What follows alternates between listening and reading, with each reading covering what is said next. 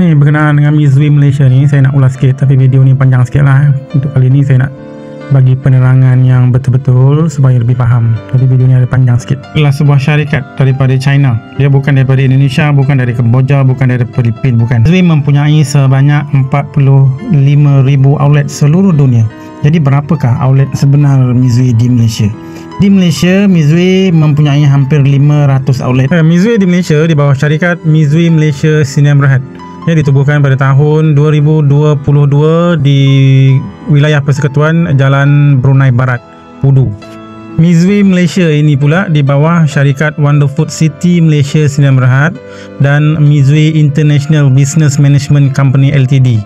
Sebuah company antarabangsa lah yang ditubuhkan di China. Director untuk Mizui Malaysia dia ada 3 orang. Yang pertama Chan Yik Hui daripada Malaysia, yang kedua Zhu Haifeng daripada China, dan yang ketiga Liu Quanjin daripada China. Dalam 500 outlet tu, berapakah yang mempunyai sijil halal yang sudah disahkan halal oleh JAKIM?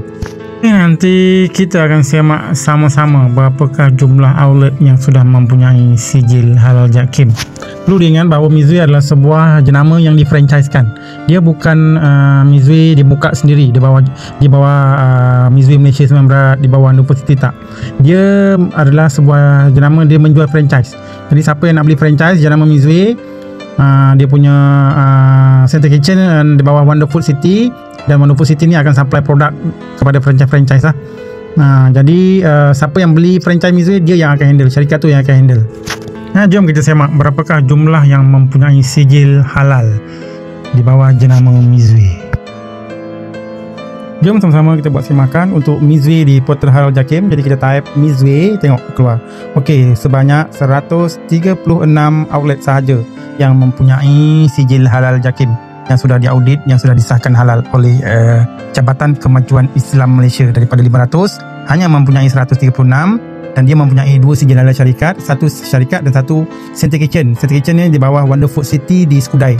Jadi kilang dia tu di Skudai, saya dah Google, memang dia sebuah kawasan perusahaan lah di Skudai. Wonderfood City Sdn Bhd, dia tulis dekat situ Office Mizui di Skudai. Jadi Mizui ni dia punya center dia di Skudai. Jadi apakah produk yang dibuat di Center Kitchen tu? Ni dia ada 38 produk. Ni ibu dia lah. Daripada ibu produk dia ni, daripada dia proses, kemudian dia buat menu untuk Mizui. Jadi berapakah banyak menu yang sudah diaudit dan sudah disahkan halal oleh Jabatan Kemajuan Islam Malaysia. Itu macam mana nak cek produk tu? Kita cek dekat tarikh tu, tekan tarikh tepi tu, kita klik tarikh tu, date tu, dia akan keluar produk.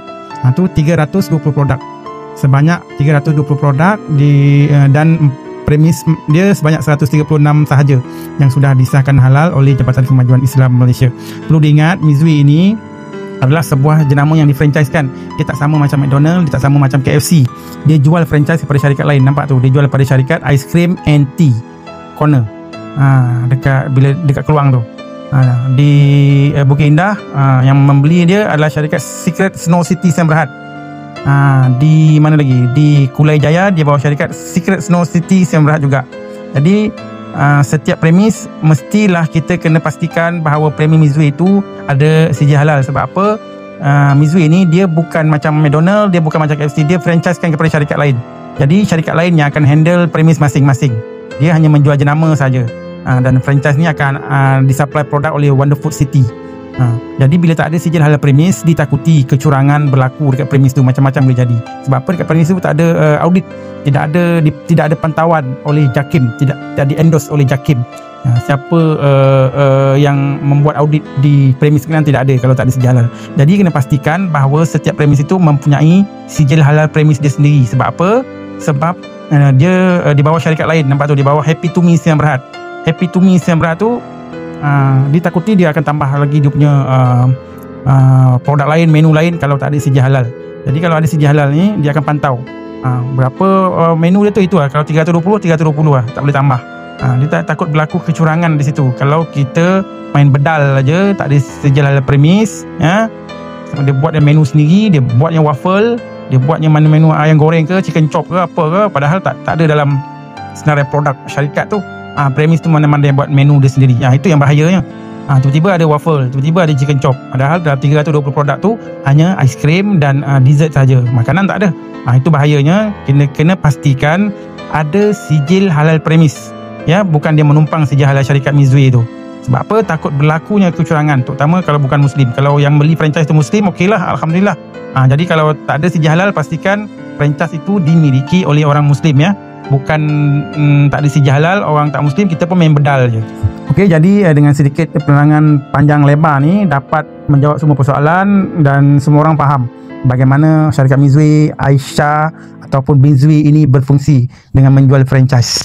Jadi sebelum bagi makan anak aiskrim Mizwe ni, pastikan premis itu ada sijil halal.